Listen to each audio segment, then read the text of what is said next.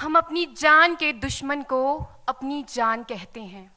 हम अपनी जान के दुश्मन को अपनी जान कहते हैं। मोहब्बत की इसी मिट्टी को हिंदुस्तान कहते हैं, हिंदुस्तान कहते हैं।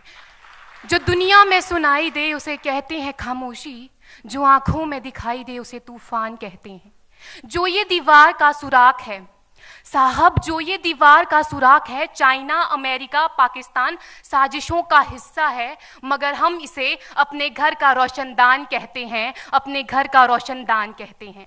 परम सम्माननीय निर्णायक मंडल के सदस्यों, सभा में उपस्थित सभी गणमान्य व्यक्ति, मैं नेहा वर्मा देश प्रेम और राष्ट्र निर्माण के उपलक्ष्य पर अपने कुछ विचार आप सभी के साथ साझा करना चाहूंगी। आज़ादी का असली मतलब वही समझ सकता है जिसने कभी गुलामी की हो। हम सौभाग्यशाली हैं कि हमने स्वतंत्र भारत में जन्म लिया। यूं तो आज़ादी की लौ 1857 में ही जल चुकी थी, जो वर्षाल बनकर 1947 में हमारे देश को आज़ाद कराई।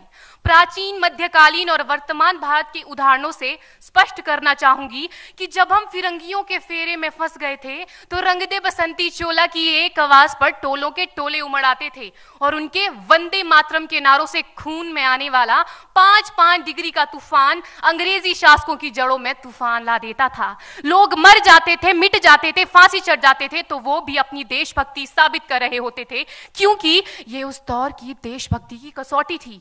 उसके बाद 62, 65 और 71 के युद्धों में अपना सुहाग गवा देने वाली औरत, जब घर के हालात ये हो जाया करते थे कि प्यार भी भरपूर गया, मांग का सिंदूर गया, नन्हे नौनिहालों की लंगोटियां चली गई, छोटी छोटी बेटियों की चोटियां चली गई, बाप की कमाई गई, भाई की पढ़ाई गई, ऐसा एक विस्फोट हुआ पता ही चला नहीं, पूरे जिस्म की ही कई बोटियां चली गई। और आपके लिए तो एक आदमी मरा है साहब, किंतु मेरे घर की तो रोटियां चली गई, मेरे घर की तो रोटियां चली गई वाले हालात पैदा हो जाने के बावजूद भी एक मां अपने बेटे को सरहद पर दुश्मनों की धज्जियां उड़ाने के लिए भेज देती थी और उसे पत्र लिखाकर ये भेजा करती थी कि अम्मा ने खत लिखा है बड़े ही चाव से, पुत्र मेरे ना घबरा जाना, 1 इंच भी पीछे ना हटना, चाहे इंच इंच कट जाना, चाहे इंच इंच कट जाना। इस तरह पूरा परिवार अपनी देशभक्ति साबित कर रहा होता था। तब देश बलिदान मांगता था, तब देश लड़ जाने को कहता था, तब देश मर जाने को, मिट जाने को, फांसी चढ़ जाने को कहता था। किंतु आज देश लड़ जाने को नहीं कहता, आज देश मर जाने को, मिट जाने को, फांसी चढ़ जाने को नहीं कहता, बल्कि मेरे विचारों में यदि कोई व्यक्ति अपना काम पूरी ईमानदारी, पूरी मेहनत और पूरी लगन से करे ना, तो वही सबसे बड़ा देशभक्त है। मैं नहीं मानती कि फेसबुक और व्हाट्सएप की डीपी को 3 रंग में रंगना ही देशभक्ति है। और यदि आप कहेंगे कि साल में 2 बार हाथ में तिरंगा ले लेना देशभक्ति है, तो मैं पूछना चाहूंगी कि फुटपाथ में रहने वाला वो बच्चा ट्रैफिक की छांव में नंगे पांव में जब तिरंगा बेच रहा होता है, तो क्या इसे आप उसकी देशभक्ति कहेंगे? ये उसकी देशभक्ति नहीं, उसके पेट के भूख की शक्ति है जो उसे ऐसा करने पर मजबूर करती है। क्योंकि ना मस्जिद को जानते हैं, न शिवालों को जानते हैं, ना मस्जिद को जानते हैं, न शिवालों को जानते हैं। जो पेट के भूखे होते हैं ना, वो सिर्फ भोजन के निवालों को जानते हैं, वो सिर्फ भोजन के निवालों को जानते हैं। अपने परिवार, अपने समाज, अपने देश के लिए समर्पण का भाव है देशभक्ति। और हर देशद्रोही के जीवन में आने वाला तूफान है हमारी सच्ची देशभक्ति, ताकि हर देशद्रोही ये समझ सके कि अगर तू परिंदा है तो ये आसमान तेरा है, अगर तू दरिंदा है तो ये शमशान तेरा है, भाईचारे से रहना है तो रह इस जमीन पर, वरना ये कब्र भी तेरी है और यही कब्रिस्तान तेरा है और यही कब्रिस्तान तेरा है। लेकिन एक देशद्रोही से ज्यादा देशभक्ति तब आहत होती है जब एक बेटा अपने बूढ़े माँ बाप को वृद्धाश्रम की चौखट पर छोड़ आता है। करा उठती है वो देशभक्ति जब मुसीबत में फंसे लोगों की जान बचाने से ज्यादा हम सेल्फी लेकर अपने लाइक बढ़ाने में लगे रहते हैं। आज के इस दौर में वो युवा जिनके ऊपर जिम्मेदारी थी अपने देश, अपने समाज, अपने राष्ट्र की आशाओं को बांधे रखने की, वही युवा अब 4x4 इंच की छोटी सी स्क्रीन पर अपनी कोमल अंगुलियों के घर्षण मात्र से अपनी भावनाओं की इमोजी भेज रहा है। 4 बोतल वोट का काम मेरा रोज का ने भारत का भविष्य तबाह कर रखा है। हम ना एक ऐसे समाज में जीते हैं जहां लड़कों से बात करता देख जो भाई हड़काते हैं, लड़कों से बात करता देख जो भाई हड़काते हैं, वही भाई अपनी गर्लफ्रेंड के किस्से घर में हंस हंस कर सुनाते हैं। और मैं बता दूं, महिला सुरक्षा के मामले में हम आज भी 4थे नंबर पर आते हैं। हम ना एक ऐसे समाज में जीते हैं जहां पत्थर की मूरत को लगते हैं 56 भोग और भूखे नंगे तड़पते सो जाते हैं लोग, भूखे नंगे तड़पते सो जाते हैं लोग। मजदूर को मजदूर समझिए, मजबूर नहीं। गरीब को काम दीजिए, दान नहीं। और अगर दान देने के इच्छुक हैं तो जीते जी रक्तदान दीजिए और मरने के बाद अंग दान देकर किसी मरते हुए को जीवन दान दीजिए। यही सच्ची देशभक्ति और यही सच्चा राष्ट्र प्रेम है। ना सरकार मेरी है ना रब मेरा है, ना सरकार मेरी है ना रब मेरा है, और ना ही ये बड़ा सा नाम मेरा है। बस इतनी सी बात का गुरूर है मुझे कि मैं भारत की हूं और ये भारत मेरा है और ये भारत मेरा है। परंतु एक वैचारिक बीमारी हमारे समाज में मुझे नजर आती है। कहा जाता है हम दुनिया के सबसे बड़े लोकतंत्र हैं, जहां हिंदू पैदा होते हैं, मुस्लिम, सिख और ईसाई भी पैदा होते हैं, लेकिन बदकिस्मती है अब इंसान पैदा नहीं होते। और मेरे विचारों में ना हिंदू की जरूरत है ना मुसलमान की जरूरत है। राष्ट्र निर्माण के लिए केवल अच्छे इंसान की जरूरत है, केवल अच्छे इंसान की जरूरत है। जरा सोच कर देखिए, ये पेड़ पौधे और शाखाएं भी परेशान हो जाएं अगर परिंदे भी हिंदू और मुसलमान हो जाएं।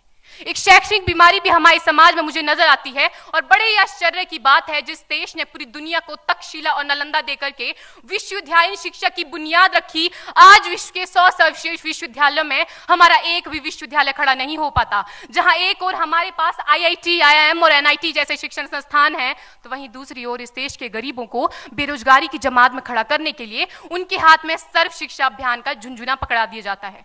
और मैं बता दूं, इस शैक्षणिक बीमारी का केवल एक कारण वो ये कि हमारे देश की शिक्षा नीति केवल 2 तरह के लोगों के लिए बनती है। पहले वो जो विद्वान हैं और दूसरे वो जो धनवान हैं। इसी तरह की कई गजब की बीमारियां हैं, और इन बीमारियों की जो जड़ है ना, वो हमारा अंधविश्वास। और मेरे विचारों में जब तक इस देश का युवा अपनी सफलता के लिए मंदिरों में जा जाकर नारियल फोड़ फोड़ कर भगवान को रिश्वत लगाता रहेगा, हमारे समाज का शिक्षित वर्ग ही बिल्ली के रास्ता काटने पर खड़े हो जाना, अपने धर्म अपनी जाति को ऊंचा मानकर दूसरों के धर्म की अवहेलना करता रहेगा, तब तक ना तो इस देश से अंधविश्वास खत्म होगा और ना ही हमारा राष्ट्र निर्माण संभव होगा। हमारी संस्कृति, हमारी सभ्यता को दुनिया ने शीश नवाया है, तो क्यों आस्था के नाम पर हमने अंधविश्वास फैलाया है? मेरे विचारों में हमारा राष्ट्र निर्माण तब संभव होगा जब इस देश में महिलाओं की पूजा नहीं, उनकी इज्जत की जाएगी। राष्ट्र निर्माण तब संभव होगा जब हम जातिगत आरक्षण नहीं बल्कि सामाजिक सशक्तिकरण पर बात करेंगे। राष्ट्र निर्माण तब संभव होगा जब स्वच्छता अभियान में केवल सरकार नहीं बल्कि सड़क पर चलने वाला हर एक नागरिक हाथ बंटाएगा, स्वच्छ भारत स्वस्थ भारत को दिल से अपनाएगा। असल मायने में हमारा राष्ट्र निर्माण तब संभव होगा जब एक गरीब बच्चा मध्याह्न भोजन के लिए नहीं बल्कि ज्ञान अर्जन के लिए सरकारी स्कूल की चौखट पर कदम रखेगा। और हमारा राष्ट्र निर्माण तब तक संभव नहीं होगा जब तक एक नागरिक नैतिक रूप से सटीन, चारित्रिक रूप से भ्रष्ट, मानसिक रूप से दिवालिया, धार्मिक रूप से अंधा, राजनीतिक रूप से गंदा, स्वैच्छिक मान मूल्यों के आंकड़ों में जिन्न शिन्न पैपंदमयी अखंड भारत को खंड खंड करता रहेगा। तब तक हमारा राष्ट्र निर्माण संभव नहीं होगा। बड़ी बड़ी बातें नहीं, छोटी छोटी कोशिशें करनी होगी, क्योंकि ठोकर हमें पहाड़ से नहीं पत्थरों से लगा करती है। I being an Indian, I being a student, I being a symbol daughter of this motherland feel proud to be an Indian। और मैं सैल्यूट करना चाहूंगी सरहद पर दिन रात हमारी रक्षा के लिए खड़े हर उस जवान को, इस देश की पुलिस, प्रशासन और किसान को, और इस देश के हर उस व्यक्ति को जो अपना काम पूरी ईमानदारी, पूरी मेहनत और पूरी लगन से करते हैं, जिनके बिना राष्ट्र निर्माण की कल्पना करना भी असंभव सा लगता है। और आज इस मंच पर पूरी जिम्मेदारी के साथ मैं भारत की बेटी ये कहती हूं कि हमारा राष्ट्र निर्माण तब संभव होगा जब हम सभी, मैं, आप, हम सब मिलकर प्रयास करेंगे, क्योंकि हमारे देश की जिम्मेदारी नहीं है हमें आगे ले जाने की, हमारी जिम्मेदारी है अपने देश को आगे ले जाने की, अपने राष्ट्र को आगे ले जाने की, अपने वतन को आगे ले जाने की। तो अंत में मैं बस यही कहना चाहूंगी, मेरा हिंदुस्तान महान था, महान है, महान रहेगा।